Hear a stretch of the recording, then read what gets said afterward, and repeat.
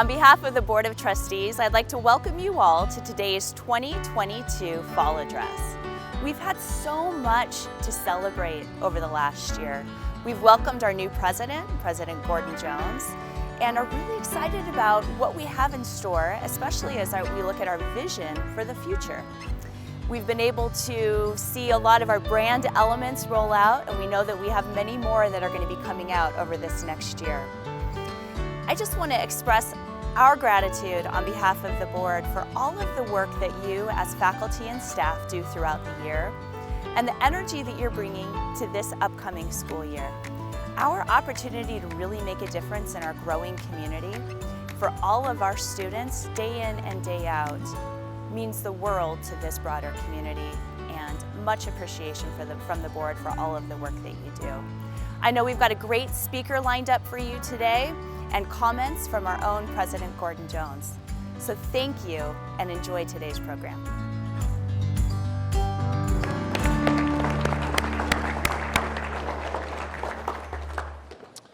Hey everybody, welcome. I hope you're as excited as I am for today. I look out and it's sometimes hard to imagine the family that makes up an institution, an organization, and this gives such a great visualization from certainly where I'm at, I hope from you. Did everybody love that video? Because I did, and it's not just because it's my boss, but it's also because I thought it was a great video. So can you join me again in just thanking Molly for that?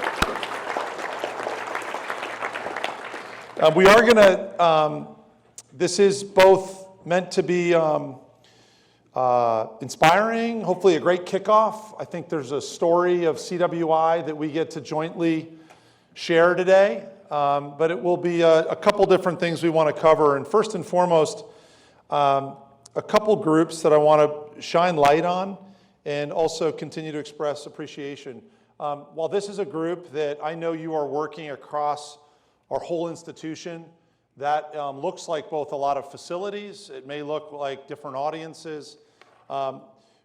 We are clearly embedded in our community, but there are members who really are deep advocates for the work of CWI, and we may not spend as much time or see those individuals as often, and I do want to take a moment, and in particular, two groups. The first is our Board of Trustees. You've just heard from our board Chair Molly Lenti in that video, but we have a group of individuals who span both Canyon and Ada County, which is obviously our service area, who are elected, who are volunteers, who commit an incredible amount of time and apply their expertise, their oversight, their advocacy, and ultimately bring voice and guidance to this institution. That looks like advice, guidance to me. They are the stewards and the fiduciary responsibility for this institution.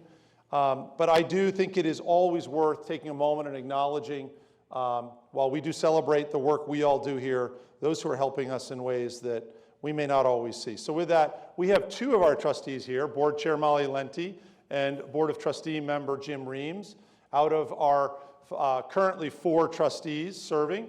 And I'd ask if you wouldn't mind just quick standing up. We like to thank and welcome those who are among us.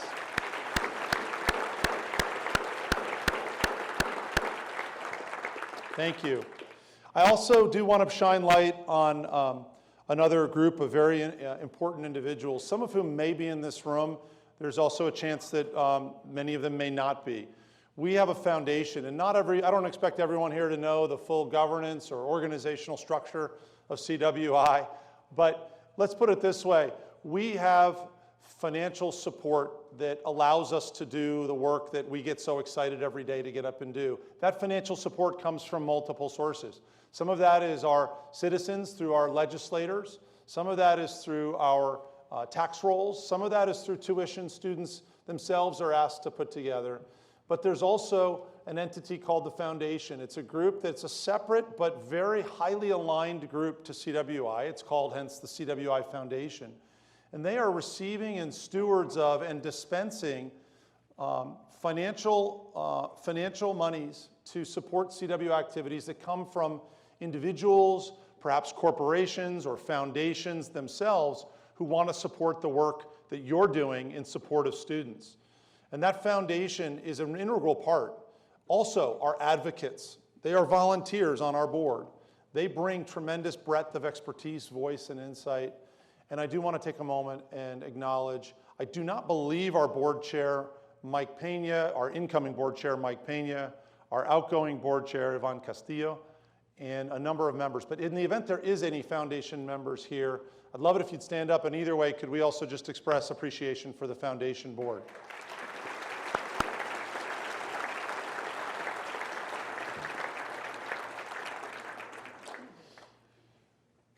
So one of the things that I hope you've heard or read in emails that have come from me is this desire that we as a organization recognize both and celebrate what we've already achieved, what you have achieved. I'm 8 months in the role.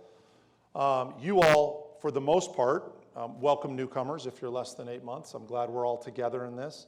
But for those of you, we recognize and celebrate the years, 13 years we've been serving students directly. But we also, you will have heard from me, a belief that we're always in an ever-present and changing community that has needs that evolve, even if we don't do anything different. But the hope is that we preserve capacity in our work, in ourselves, to think about how we might continue to either evolve, reinvigorate, think about more creatively, perhaps ways in which we can make ourselves collectively better. I've always said, you don't have a perfect president, and I got news for you, you never will. But you have a president who's committed to every day trying to make myself the best president I can be. It has me reading, it has me talking to people, it has me constantly bringing a word that you'll hear me talk about often, which is curiosity to my work. I'm intensely curious, I hope you are too, and I realize this is a room that cuts across all aspects. And I'm speaking to everybody, whether it be faculty, staff, facilities, admissions, humanities faculty. I trust and I know we have that, but I always feel the need to reiterate it collectively because I want you to know that's a shared journey we all go in. And part of that is taking time to step back and find times corporately as a group to say, hey, where can we learn? And today, we have such an opportunity. I hope if you're like me, there is so much to think and reflect on in there. And I hope that I would never, and it's always a mistake, to do any kind of attempt to summarize a speaker. I know for me, the 3 quick things, and this is again not comprehensive, but I think a lot about this idea of knowing our environment. Do we really feel like we have a perspective on how each of either the areas, the functions we're in, do we feel like we understand what's going on out there?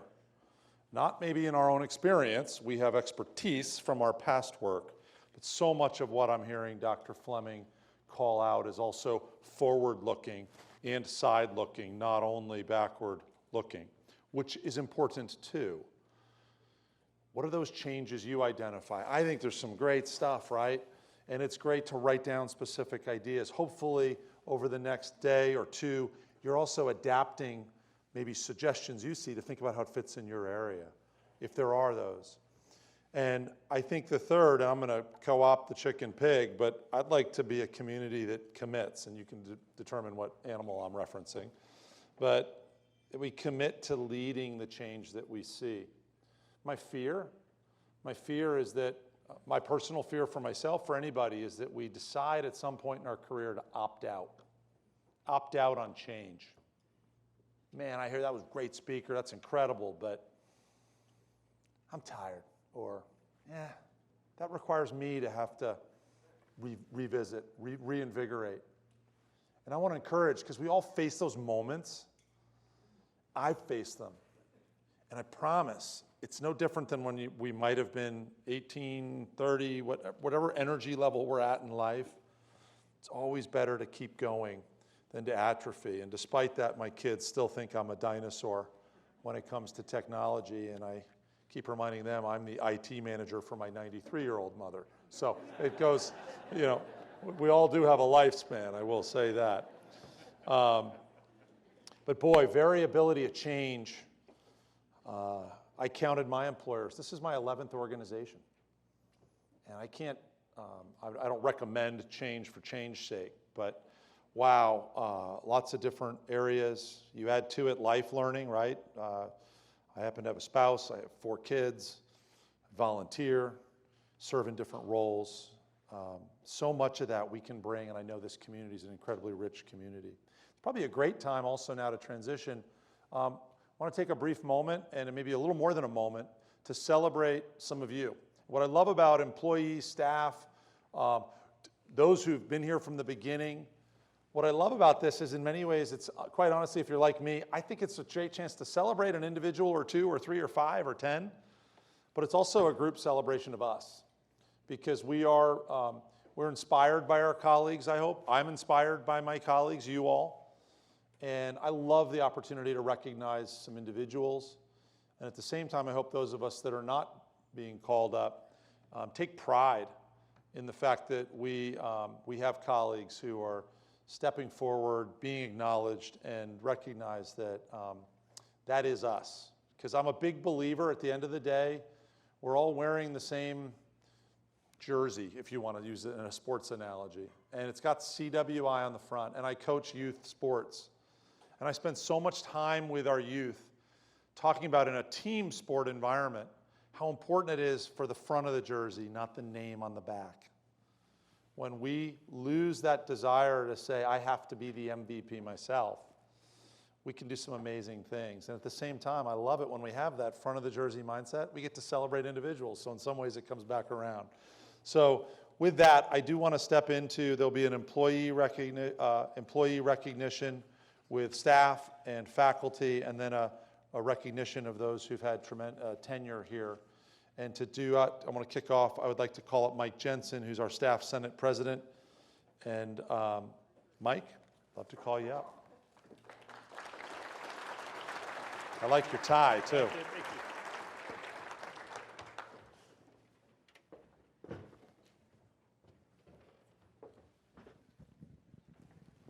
Good afternoon. My name is Mike Jensen. I'm the CWI Foundation Director and Staff President for the 22-23 year. So just wanted to share with you a few quick moments about the Staff Senate. We're made up of 9 different members from different departments in the college, 6 senators and 3 officers. Each member serves a 2-year term. We are the employee's voice in the governance process here at CWI. And most important, one of our main functions is to recognize our staff for the outstanding jobs they do, and we're able to do that on a monthly basis. And so I'd like to have, if you're a staff senator this year, if you would please stand. We'd just like to recognize you for your service. So thank you.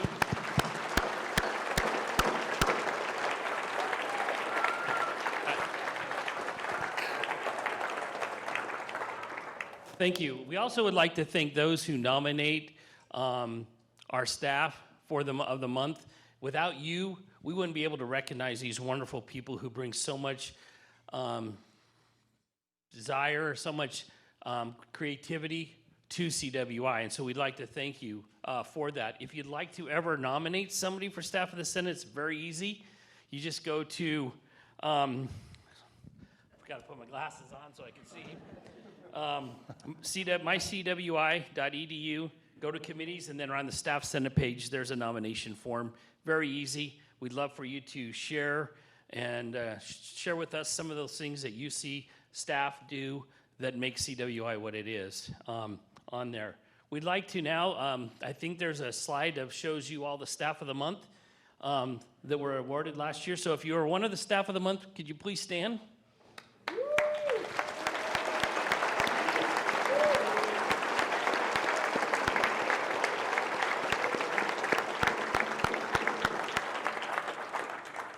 Thank you for that. At this time now, it is my pleasure to share with you who is going to be our Staff of the Year. I'll turn it over to the video.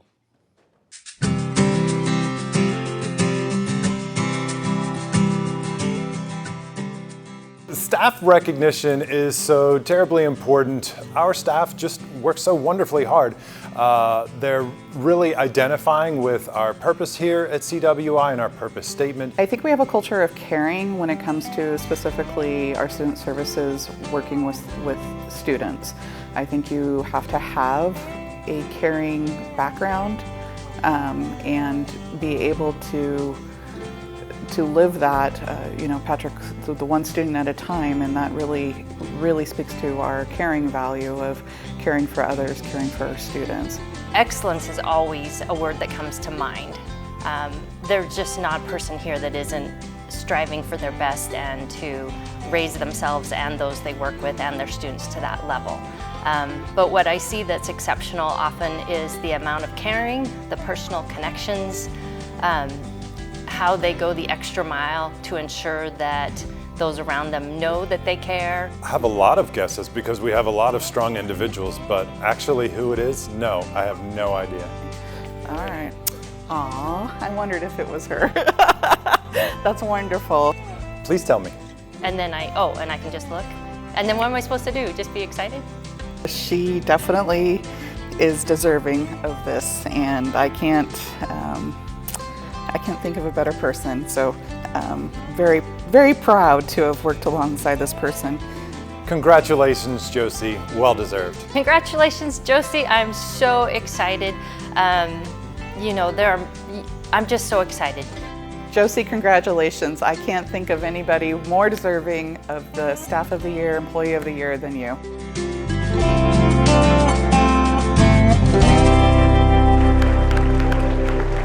Josie, if you'd like to come forward, we have a...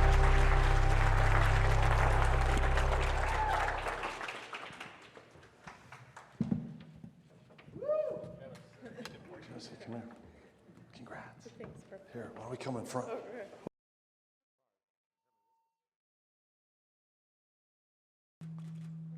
Thank you.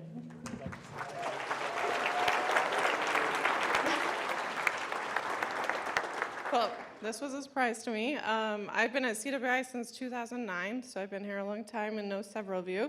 But I think like most of us, our passion is to help students and be excited to see their journey and goals. And so thank you, everyone. And Kathy Carson, she and I help students through Math 157 and 257. And last year, doing it all remote was a lot. So thank you, Kathy, and everybody else.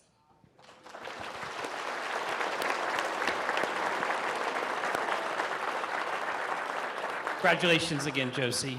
I'd now like to turn it over to Andrea Shoemaker, the Faculty Staff Senate.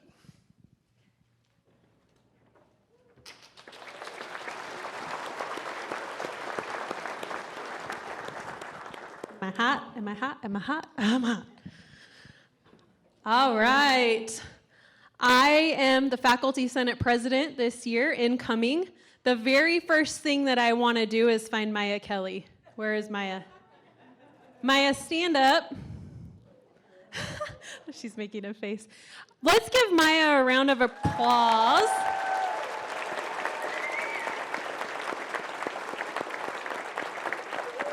Maya deserves much kudos for stepping in midstream last year as the Faculty Senate President. And I so appreciate that she did, and she did a fantastic job. So thank you, Maya. With that, any faculty member, please stand. If you are a faculty member, stand up. I'm giving you a stretch break because I needed one. So when I think about faculty recognition, I think about celebrating all of the wonderful faculty. I always think to myself, like, this is a tricky time because we're recognizing a handful of people, but every single one of you that is standing up, I need you to hear that we so appreciate you. I appreciate you. Everyone appreciates you, correct?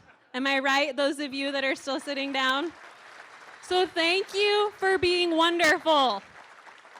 I would like the 9 that are on the next slide that were acknowledged as Faculty of the Month to stay standing for an additional recognition. Please stand, because you are extra wonderful. So these are the folks that represent our outstanding Faculty of the Month. And we're recognized throughout September through May is really our recognition time, because that's when our faculty are hard at work and being nominated and awarded Faculty of the Month. So, without further ado, Ross has the magic touch to play the video. Recognition is important for several reasons. One, for the person and themselves. It validates what they do. It lets them know that others are paying attention and seeing it, even though sometimes we're all so busy that we don't have that opportunity to tell the person. Celebrating our Faculty of the Year, this gives all of us as faculty an opportunity to have a role model and to celebrate the good things that are going on in all of our classrooms. Faculty really are our frontline providers of education to our students. So by celebrating the achievements of our faculty in the classroom, this gives us an opportunity to showcase and highlight those values to our entire community. Oh, yay!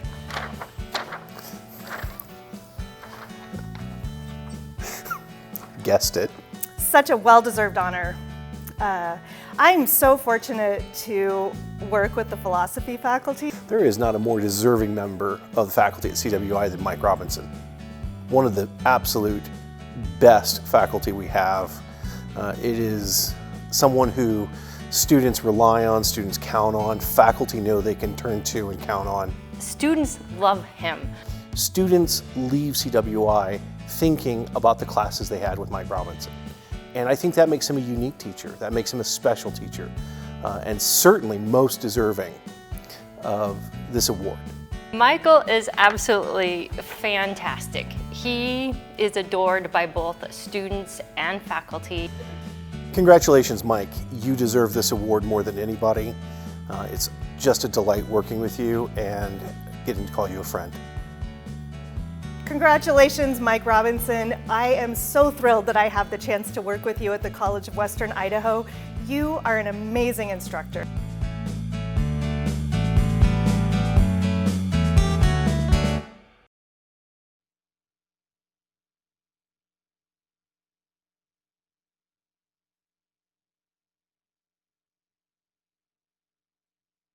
Just say thank you.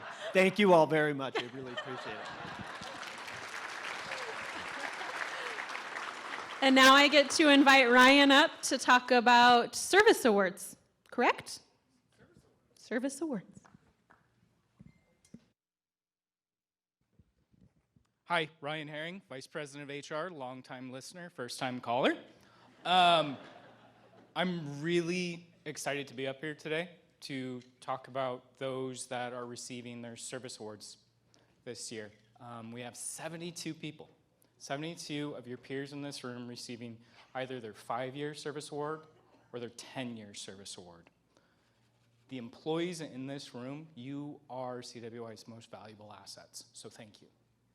Thank you. Truthfully, thank you for everything you do for our students, for our community, for your peers. You are crucial to everything we do. So with that, I'm going to have a slide because 72 people.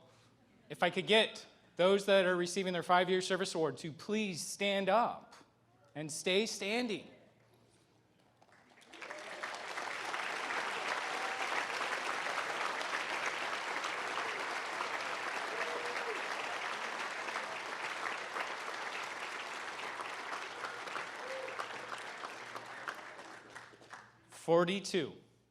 Forty-two individuals receiving their 5-year award. Next up for our 10-year awards. If they would please, there we go. Please stand, those receiving your 10-year award.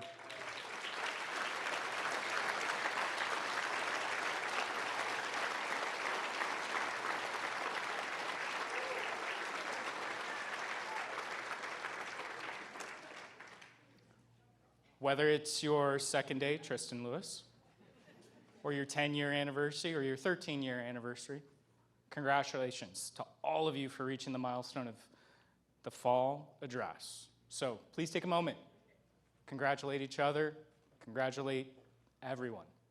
You are CWI.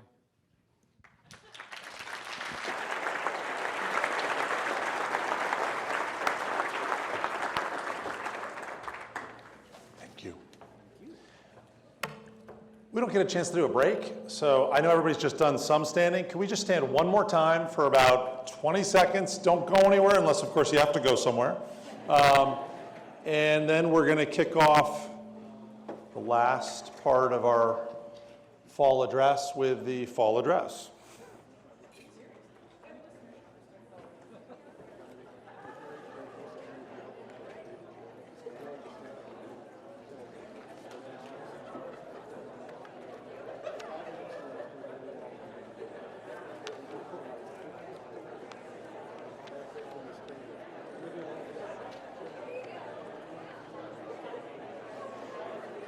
All right, maybe we could just find a moment to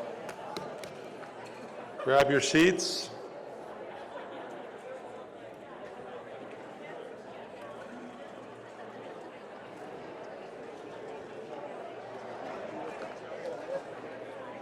All right. All right, thank you.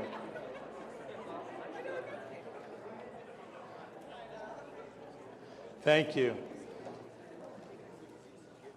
So, I think the remaining part of our time together is going to be an opportunity to move from divergent thought provocative with our speaker, a chance to thank many of our stakeholders from board to foundation, staff, faculty, those of you who have 5, 10-year service awards, and maybe start to shift the thinking, at least through both marriage of this institution, taking parts of maybe kind of what makes us special and where we're going, and also acknowledge that we're stepping into a fall term, that Monday we'll have new faces in our classrooms and perhaps returning faces.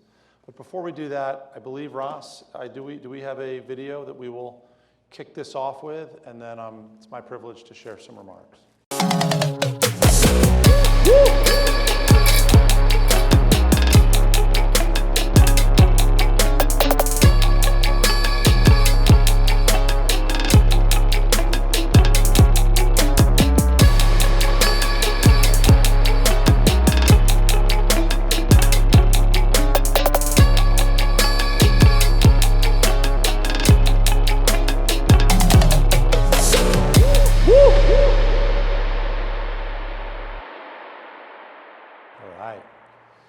One of the things you all know is our new brand look, right? This wonderful logo. It's frankly on theme from all of what we've talked about today, right? While we had a wonderful logo and brand, times keep a-changing, right? And the need to think about how we communicate ourselves and even how we present our logo. And I hope you're like me. I love this look. I love the contemporary nature of it, the emphasis of who we are, even down to the color schemes that make up an Idaho that's full of the greens and the outdoors nature of this place. I would just right off the bat say, I hope you're prepared for hearing more about CWI in our community. I believe I've shared remarks across this valley, and I can't tell you how many times I will ask people, and people will immediately be enthusiastically welcoming, love CWI, and I'll say, how many of you in this room can tell me even where our campus is? I'm going to say 2/3 of the room has real trouble, if not outright doesn't know. Can't name Garrity Boulevard, can't sort of connect there, and yet these are folks who have generally positive goodwill. Even larger percentages can't tell us about our value. They can't even tell me about the nature of some of the programs we offer. Maybe at best guess, it's a 2-year school. They know that. That is a travesty from my perspective, because I know, this room knows, that this is an institution that has so much to offer, is already serving a tremendous number of individuals.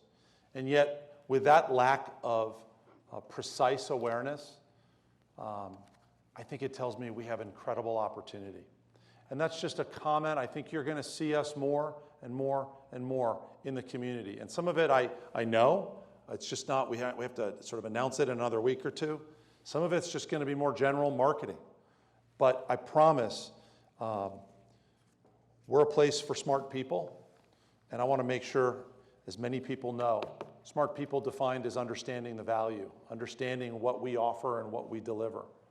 And I want to make sure that we do our best to spread the word in a broad and focused way. You all have on your sheets, many of you have heard, I've had a chance to visit with many, not all in-service meetings, but this idea of my why for CWI. It's this invitation to reflect, and that's a good theme again with Dr. Fleming talking. But what is our connection? And while I don't have as fancy a diagram of where mission meets passion meets what you're good at, which by the way I thought was excellent, my summary of that is we start with asking ourselves as a community to reflect on what is it that connects us to this institution. I hope you have a personal connection to CWI. I don't have research to quote, but I can tell you from experience, people who feel a unique connection to their employer are going to have a better reason to get out of bed in the morning. And another, that fuel in the tank, so to speak. I know my why for CWI, there's a multitude of ways I can share it, but it comes down to this. I am passionate about how public higher education has a commitment to the communities they serve to deliver affordable, high-quality education that leads to empowerment. And when I look, I won't get into a long talk for another day, but it's not clear to me that all of public higher ed is serving the way as focused and as, I was not going to say reckless, I'm going to say with as much commitment as I believe CWI from its origin story has had. I'm so proud to be able to share in this community the affordability in terms of the tuition that we invite and ask our students to pay relative to every other higher ed institution in this state and out of this state. We cost less today than we did when CWI was founded in real dollars. You can view that in a lot of ways. I want to invite a perspective that actually is intrigued and excited by that concept. I also believe in the commitment and the focus that you all bring to this idea of empowering our students, the idea that our students are the why in terms of who we serve. I've been in organizations where sometimes that's not the case. Students may be valued, but sometimes we flip a little switch. It's subtle but meaningful, where all of a sudden we notice, I'm actually doing this more out of my own convenience, my own motivation. And I'm not here to, I believe and I know that everybody's motivation is to support students. We are a benevolent in our intention. Sometimes unintentionally, we may get in the way of that.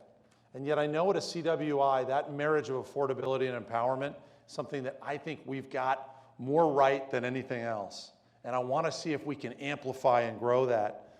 Too long for now, but I invite you to think about writing down my why for CWI. You've seen slides up here of our colleagues. Many of us, the beautiful thing is it allows for individual expression. No one person has the exact same statement. But I think if you see the themes, it comes back to student-centered, empowerment, a better future, hopes and dreams realized or in the process of pursuing. And I love that we're a community that does that. And I'm going to encourage you to think about where you, either at the dinner table with colleagues in the break room, either virtual or in person, think about where that story for each and every one of us comes through. I have a word cloud next, and I put this up because I've shared this in various forums, but I think about the specialness that makes CWI special, and there's a lot of ways, backdrops. I sometimes will present this in the context of higher ed institutions overall, but I maybe for us as a community of colleagues, I would just say I think there's three things that we want to keep in mind that keep us special. One is growth. I mean that in a historic, and I also mean that in a forward-looking way. Very few institutions in this country can say that in 13 years they were serving 29,000 students across the dual credit, the academic transfer, the CTE, the workforce development. That is absolutely being shot out of a cannon. I don't have to tell anybody in this room that that growth was tremendous It brought a lot of velocity, I'm sure a lot of energy, but it was also very unique. Forward-looking, though, I see a community that since we were founded and opened up in 2009, we've added 200,000 people to this valley and residents. And I see no reason, and informed individuals who make a living out of thinking about the future growth of the valley, it is not inconceivable we're double in size in the next 25 years. And when you think about that and you realize we are the only community college serving this metro area, half the state's population roughly, I think that's both an opportunity. I think it's also, in many ways, a shared responsibility to be thinking about how we are going to be serving with quality at scale that even exceeds where we are today. And I know the stress that the growth has caused. Growth can be extremely stressful as much as we're excited by it. And I guess that leads to the other two things that I think I would highlight here is the promise to students and the promise to our community. I've highlighted it in multiple ways. I won't reiterate too much, but I shared in January 10th, my first day on the job, in front of our legislature, a photo of students. It's a photo we see in our brochures. It's not up here, I don't have it. But for me, I'm a very visual person. I love having that photo in my office. It's I can't remember 4 or 5 different students, but I daydream. I don't know those students' areas of interest, their hopes and dreams. But on different days, I see a junior in college. I see someone studying to become a firefighter.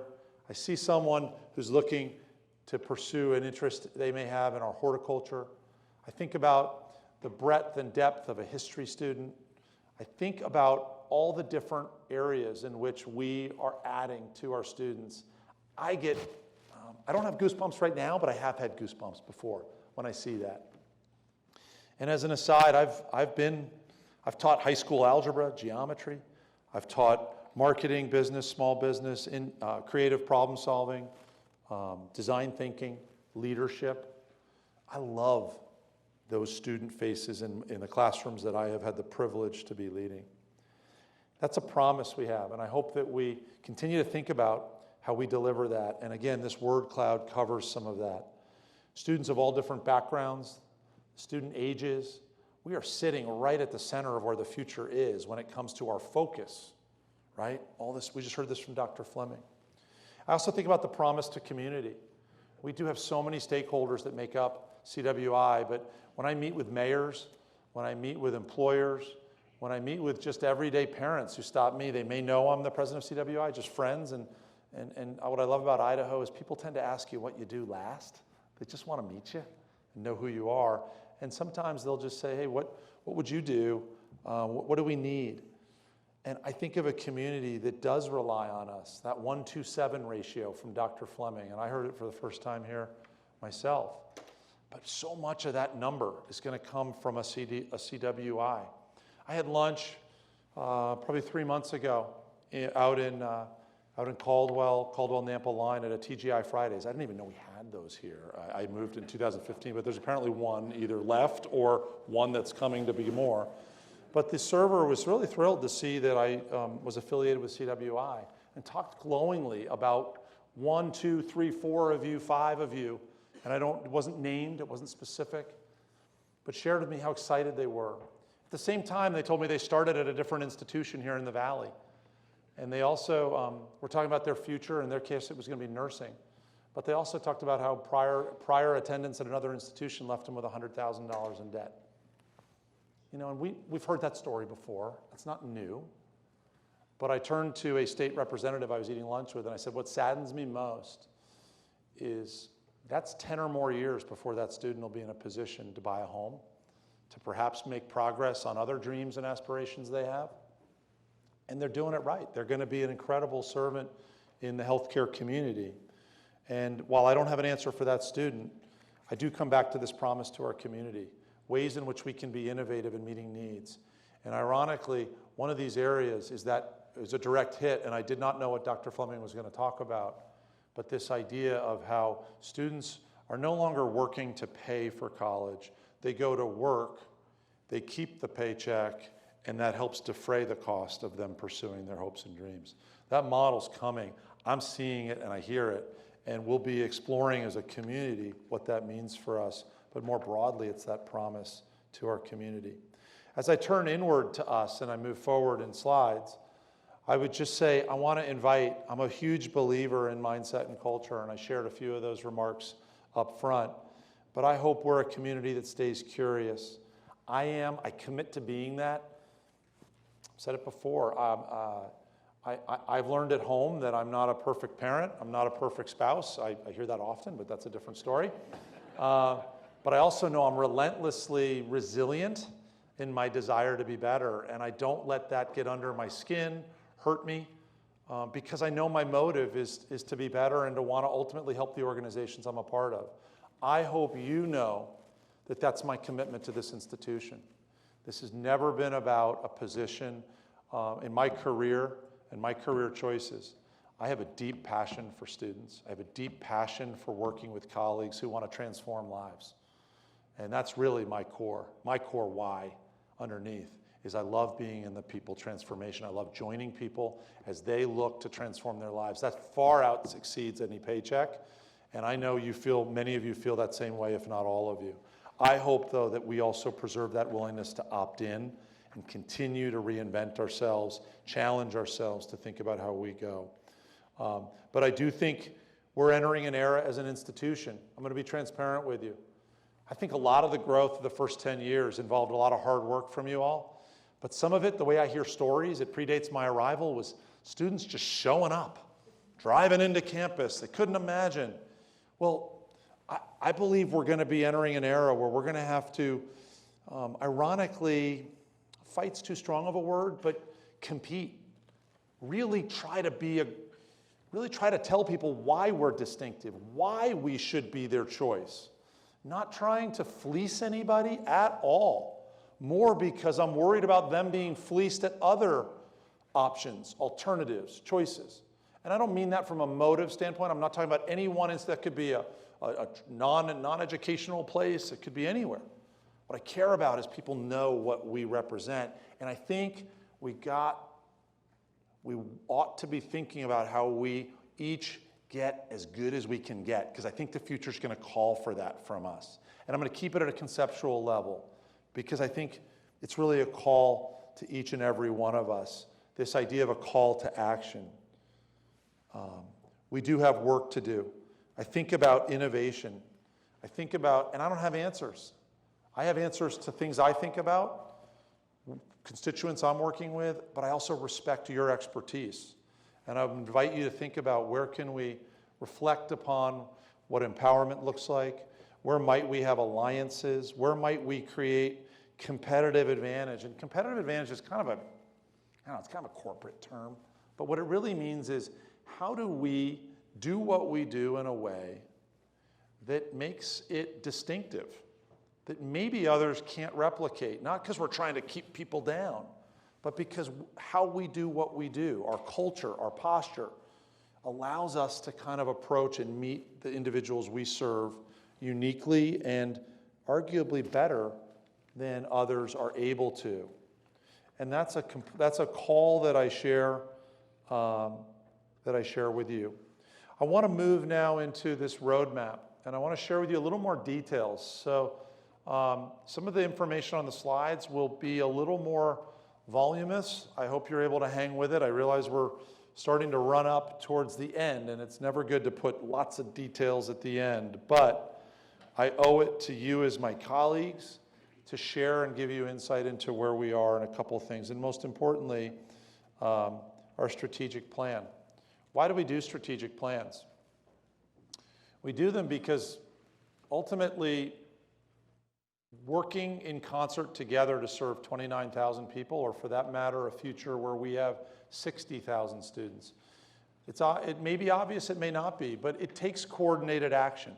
It takes a lot of people acting in a somewhat or highly coordinated or coordinated fashion to allow for each student to feel both connected, to actually feel like they're able to make that progress, and to have us focus in a way that meets the most number of students. So a strategic plan is an attempt to start to identify not just the mission and the goals, but the ways in which we're going to get there, strategies. You will own in your own classrooms, your own cars, your own places, some of the exact activities you do to achieve that. But you ought to know, I know I'm someone who likes to know where I'm headed. So I want to share with you where I think collectively, as we've solicited input, and we'll continue to roll out to each of you this fall for continued dialogue, this strategic roadmap. I will say we have a process that governs a strategic plan. We have just, our board of trustees have recently approved the vision and the updated mission. And the vision, I would just say, is what a mission fulfillment looks like. President's Cabinet has established strategic plan, goals, and objectives. Our strategic goals, well, up here is our mission statement and our vision. I think we read it at the beginning of this gathering, or maybe I'm thinking about 3 meetings ago. I don't know. My head spins sometimes. The good news is we often lead it. I've been in organizations where actually every meeting starts with, maybe it was Kay, it was your, I think it was in service, sorry. It was at an in-service last night. See, my mind blends together. But I think our mission statement is succinct, it's focused, and in and of itself, it helps us jump off in the right direction. I would share with you these strategic plan goals and objectives, and there's 4. And again, these are goals. I think these are calling out 4 areas that are going to, if we focus against these and deliver, we're going to be well on our way to really being known as a high-performing organization, which is another code for saying really doing it well for students. Number 1 is student success. Now that, I'm not going to read the words on the right-hand side, but objectives, we will measure what we do. It's a great way to know where you're getting. But I would just say this, I think we care deeply, not just about the students who enter our door, and I know this is true of all of us, but it's about students reaching graduation. And right now, we're at the national average for graduation, roughly 25% of our students when we think about the 150% time to completion. I'm daydreaming about a future where we're above that and maybe well above that. I hope you feel the same way. That's a sentiment I have, that's a hope, but it's also a belief that that's not going to be something I personally lose sight of. Maybe I was the youngest of 4 boys, and so I hate the idea of kind of being average. I kind of spent 18 years being told how average I was by 3 other people who wanted to kind of push me down. And so at the risk of making this a group therapy session, I'll just say I like the idea of us being unique. And ultimately, I've channeled that into a positive, which is our students. The second area is this idea of affordable and accessible education. I love the fact that we take anybody who has the most minimal, and really the reason we have any requirements is the idea that you're sufficiently prepared to be able to make progress here. I've worked at institutions in my past that celebrate more, quite honestly, the percent of students they reject than accept. And that's not us, and it never will be us. And I love this idea of also affordability, right? I'm curious. I ask bold questions. Not all of them may be realized, but I keep wondering in my mind, given all the tools, the opportunities we have, is there a future where we might be able to actually bend the cost of going to community college down, not actually assume things just go up? What does that look like? Those are questions I ask. I'm not necessarily asking you all to ponder on solutions, but it just gives you a little window into some of my thinking. How might I assemble stakeholders? How might we all utilize things that start to actually further address affordability and accessibility? That may or may not be completely what we can hold to, but it's a question I certainly hold on to. Thirdly is advance the local and global workforce. That's back to delivering for our community. It's also implied in that is the idea of empowered outcomes. I can't tell you that my view is that until someone is economically positioned in life, it's very difficult to have voice in society. It's very difficult to advocate when you're focused more on your paycheck, paying your rent, and to step out and add your contributions when you don't have the capacity to come out from the everyday needs. And I think each and every person in this room understands that concept. And I believe that the ability for individuals to step into our workforce, to step into our community, is the beginning of empowerment. And the reason I paused is because what I was just thinking of, I was over in APIN 6 months ago. And there was a very small but reasonably attended career fair. And it was actually in person. It was a little old school for some of the career fairs I've seen, but it was great. Banners were down.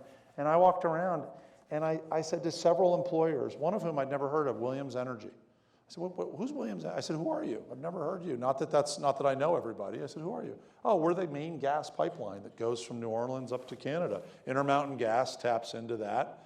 And they're who you probably know, but we maintain those lines. I said, what are you here for? Oh, we're looking for territory overseers, and they don't need necessarily technical skills. We just need people who, and this is my assumption, I don't remember the specific job, but I think what it had to do with sort of a territory. You might drive around, make sure maintenance checks occurred and that you're keeping logs and records. I said, I don't mean to be crass, but who are you looking for? And we'll take anybody. I don't care about the major. And that wasn't desperation. It was actually acknowledgement that we think there's great people here. But I said, I don't mean to crass. How much do you pay? And I'm not looking for anybody to leave CWI here for a minute. But the person said, $75,000 to $110,000 out of the gate for 2 years. Yeah, they say, hey, sit down, everybody. We're not done. I'll tell you how to apply at Williams Energy later. But I was on the phone. Christy Gilchrist and I were on the phone with Albertsons the other day. Demand planning, logistics. Who do you got? We pay $65 to $75. You can stay at your home. You don't even need to show up 1 day a week at headquarters. Second largest grocer in the country. Our healthcare system, we all know what nurses, very difficult job. But these do come when you marry a CWI experience with those roles. I see empowerment, and I see us meeting this third point. And I won't go on, but this is a community that's special because I think there are many ways people can step into empowerment that marries with their interests or capabilities. And then lastly is an inclusive culture. When I interviewed, I've talked about that this is an institution I want to aspire that we have undifferentiated outcomes for all. I think it's a rich term, it's succinct. I like to try to be succinct.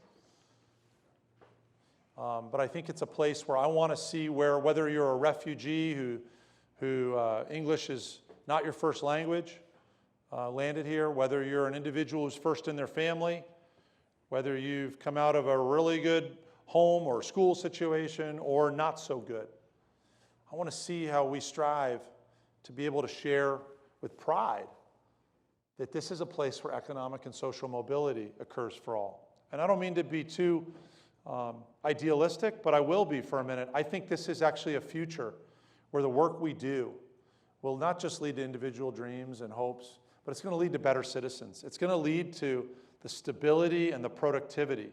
It's going to allow us to flourish with people who have nobody thinks the same way. We all have different ways in which we express ourselves. But I think we have the unique ability to be delivering in a way that doesn't have $100,000 debt or somehow less than quality education.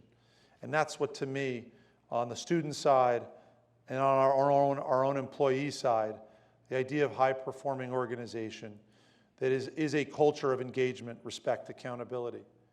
EOT, which is our executive operations team, you're going to see me monthly. I like open forums. I share my email. I would be happy to engage. I tend to love more face-to-face and verbal, but I will attempt to answer email. gojones@cwi.edu. Weekly emails. I may graduate those to monthly unless somehow people really don't, I sometimes wax poetic. Other times I have a more focused message. But I want to be engaged. I hope you're modeling the same thing in your departments, in your small groups, learning groups, and to colleagues. And then also accountability. I have a board member here. I write reviews. I am accountable, and I want to be accountable. I hope you feel the same way. It links actually to my why for CWI. When we marry accountability, a desire to be our best, married with why I'm here, married with a comfort of being accountable. I'm happy to share what I've been up to, why I'm doing this, and what I believe the impact is. Not because, I guess because I'm always interested in getting better. And I may not achieve goals. My board members may say, you didn't do everything you said you would do.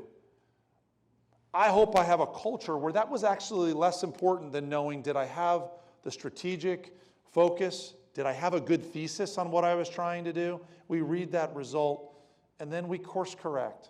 And for those of you that are in the sciences, what you're seeing, right, is a form of the scientific method, right? A thesis, I run the experiment, I read the result, and then I redo, right? Or incorporate that feedback and then redo. I'm going to stop there because I don't teach science. But I hope that was the scientific method. Lastly, I want to share with you briefly a timeline, and then we're going to wrap up because I want you to appreciate where we are. With this strategic plan, and I didn't reference this, but I want to be clear, this is a 3-year strategic plan. It's multi-year. Some people may think it's difficult to, how do you guess where you're going to be in 3 years? And yet I would argue that it's far better to undergo an exercise where we attempt to forecast where we're going to be than to say, well, I can't even imagine, so let's just do the work alone of today. I think it's important that we make an effort to reflect on that. So we're currently in this phase 2. This is an interlude year. And so we're sharing this plan, and it will kick in FY24 with the beginning of that strategic plan.